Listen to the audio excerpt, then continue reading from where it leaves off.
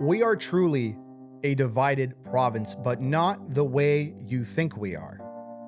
Hello and welcome to the Citi-Zen-Ship show. My name is Clinton. We are back here in Patio Studios in downtown Parksville looking at the BC election results. Today, we're going to be going over the data, the numbers. I'm going to be giving you my 2 cents on all of this and what this means for the future of the province. I'm recording this on Friday, October 25th. I have been doing my research over the week, and I know a lot of you may be asking, why aren't you waiting to do the recap until they call the election? Well, frankly, it's not really important to me who wins and to who loses, and I think you're going to understand why once we get into my hot take here. Do check the timestamps below if you would like to jump around. But we're going to just get into this. The first thing I wanted to talk about is the actual official press release. This was written by Andrew Watson. He is the Senior Director of Communications for Elections BC. This came out on October 20th, the day after the election. And the press release reads, initial count complete, final count scheduled for October 26th to 28th. And that has been the main story that you've seen all this week, the election being too close to call. A few things of note on this press release, though, I thought were interesting. Number one is that just the speed at which these results came in on Friday night. It was advertised that they were going to be using these electronic tabulators and that would increase the speed at which the votes were counted. This is indeed what happened. Elections BC reports that results from voting places with tabulators were reported faster than ever before, with results reported within 15 minutes and over 50% of results within the first 30 minutes, and 85% of results were ready and available by 9 p.m. Friday evening. So the use of these things definitely was beneficial for information to get out of there faster. I guess just to confirm what these things are, they're very similar to if you've ever been to the bank and you've seen bills being counted. So these are electronic in nature, but they're not internet devices. I think that's what people were a little skeptical about, right? These were not hooked up to the internet. There was no digital counting. It's still a paper ballot, but these tabulators allowed people to count these paper ballots faster. So first thing, very good. Elections BC actually getting us pretty accurate results pretty quickly. But the final count is yet to be determined because there were one or two ridings that it is now too close to call. Specifically, district electoral recounts will take place in Wanda-Fuka-Malahat as well as Surrey City Centre. These electoral the difference between the top two candidates is fewer than 100 votes. I think in Surrey Civic Center it was literally 24. It was a difference of 24 votes, something crazy like that. So these margins are razor thin. So that is why there will be official recounts, and then there is a potential of having a judicial recount. This is the first time I've heard of this, and we don't need to go really in depth. If the difference between the two candidates in electoral district is less than 1/500th of the total ballots, a judicial recount must take place. It triggers something within the law if it kind of hits that ratio, if that makes sense. The last thing of noteworthy on here on this press release is when they're talking about the voter turnout. So voter turnout is how much of eligible voters actually went and participated in the election. BC Elections forecasts right now, based on their initial numbers, that 57% of the public who was able to vote went out and voted. They're putting this to just north of 2 million people, actually. 2,037,897 voters in this current 2024 British Columbia election, which is very cool.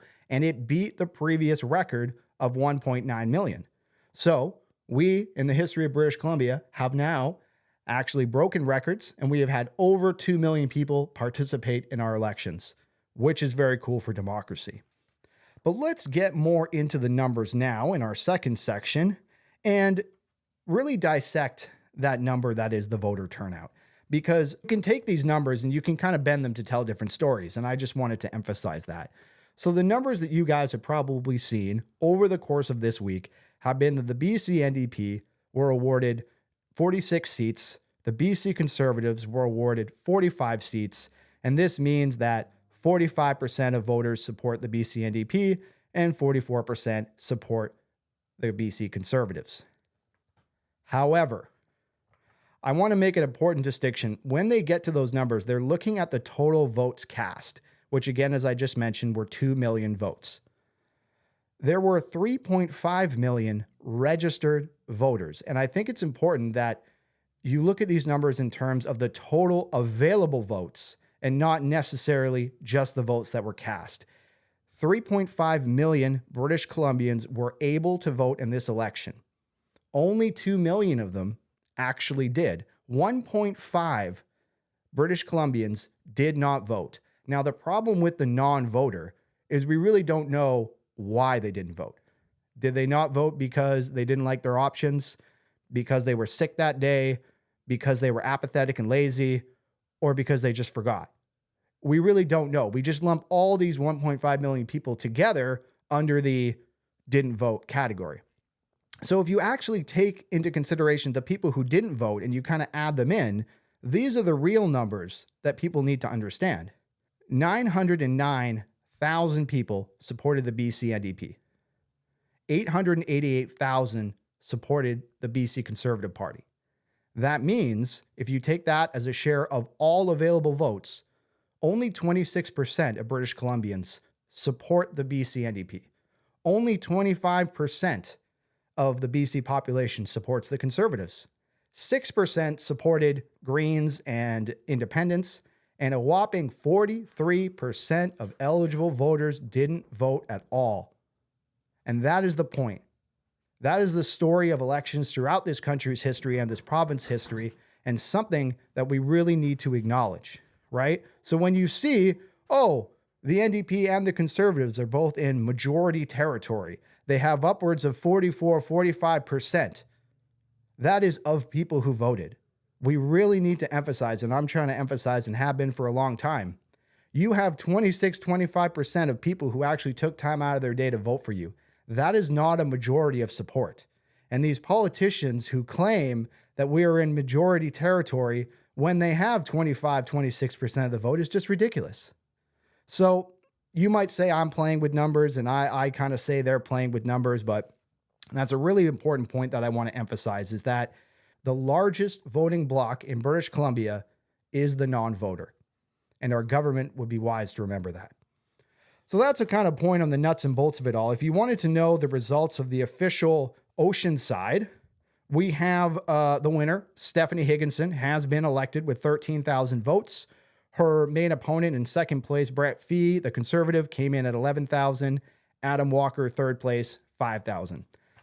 So that would be my message to Stephanie. Congratulations. I should say that first. You know, I'm very happy we had the chance to have Stephanie in the Podio studio, and we had a really good conversation for about 30 minutes during the campaign. And I wish her all the best of luck in her new job in Victoria. But I would just remind her, as I remind all the candidates throughout this province, that there is a large percentage of every community that didn't vote for you. You know, let's look at the numbers closely. 41% voted for NDP, 35% voted for Conservative. So technically, again, Stephanie Higgins has won with 41% of the vote. 59% of the people within our community didn't vote for her, which is, this is just the beauty of first past the post. As I was talking to friends and family and, you know, just random strangers about the election over the course of this month, it became so clear to me how people are still so obsessed with partisan politics. So how important is our local candidate? I would say very important, but from the sound of most of the people in this province, they're voting based on party. So maybe we've tried to change the electoral system a few times in British Columbian history, and I'm not the biggest fan of proportional representation. I do believe in the power of the local candidate, but it almost seems at this point that why don't we just call a spade and move towards a system voting directly for a political party? Because it seems that that's what the voters are generally doing. So to close out our conversation around numbers and statistics, you know, it's very clear that we have half the province. You know, this is what I said at the top of this, that yes, we are a divided province, but not for the ways that you think, because half the province supports partisan politics and the other half are non-voters. And that's the reality of it, right? So on the subject of partisan politics versus independence, I have this CBC article that I wanted to get into, and this is section 3 of our video here. This CBC article was published on October 17th, and it goes into the idea, or I'll just read the headline for you. With a record of 40 independents on the BC ballot, who will get in? Independents historically unlikely to win in the legislature, but there are 6 incumbent MLAs who could. So when we had Adam Walker here, who was our independent candidate, he actually had this to say. This was kind of his forecast for the BC election. We've got 5 incumbent MLAs that are running as independents. There is a very strong chance that if the BC NDP and the BC Conservatives cannot by themselves hold government, that these 5 independents, possibly a Green or 2, could actually hold the balance of power. And that prediction turned out to be false, right? It actually says in this article, I've always wondered about this, but I found this article and they had the statistic I was looking for. British Columbians have only elected 1 independent MLA in the past 60 years. That honor belongs to Vicky Huntington. And sorry, Vicky, if I'm mispronouncing your name here, but it says Vicky Huntington won a seat in 2009 and was reelected in 2013. And she alone is the only independent MLA to be elected in the past 60 years. We had an opportunity in this province to do something different. We had an opportunity in this province to do something historic. But again, the average voter decided that this was a, to make reference to South Park, kind of a douche or turd sandwich situation, that we're going to go between one of the main big players. So is the independent movement dead? Well, it lost a significant battle last week. So even though there was opportunity to elect independents, that is not what happened in this election. Every single member of the Legislative Assembly, aside from 2 Greens, most of the members of the Legislative Assembly will be partisan. They will be either Team Orange or Team Blue. And this is where I really hope that the legislature is able to come together and work together and not, the last thing we want is to kind of have the encroaching American deadlock that the Republicans and the Democrats hate each other so much and they'll never work together. That's a worst case scenario, in my opinion. Collaboration and the pursuit of the public good should inspire these politicians to get to work and actually want to get things done and get things passed and get things moving. So what does this mean for the future of the province and future elections? Isn't that the question? I say with love and with a little bit of jest that how many times are we going to repeat this? It's like that Einstein quote, right? If you do the same thing over and over and over again and expect a different result, you're crazy. But the point is we have continued throughout this country's history, throughout this province's history, of putting our faith in partisan politicians and putting our faith in a 2-party system. Half of the population didn't even show up to vote, and the half that did vote chose between one of 2 options. This way of doing things does not work.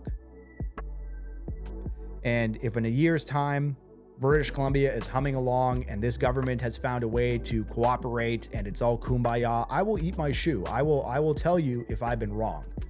But unfortunately, my read on this situation right here, right now, is that nothing has changed really.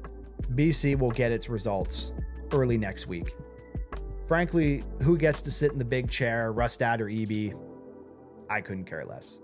Understand that even if one party is able to squeak to that 47 number and get a majority, there is not majority consensus, I think, within the province. These politicians have to acknowledge how close this election was, and they have to acknowledge that they have to work together, that both parties honestly have equal footing. I wish Stephanie and every single member of the Legislative Assembly who was elected, I wish them luck. I hope that they remember how close this election is. I hope that they don't run and assume that they have the power of a majority government when clearly they do not. And I want you to remember the system is broken. I want you to remember those 43% of voters who stayed home. I've been looking at this data and I've come to my own conclusions. So let me know if you agree. Am I just being pessimistic? I try and be optimistic. I really do.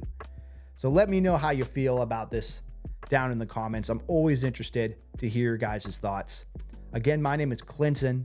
This has been the Citizen-Ship Show. We're here at Patio in downtown Parksville. So thank you for watching. Stay informed. Stay zen. It's going to be okay, everybody. Have a good one.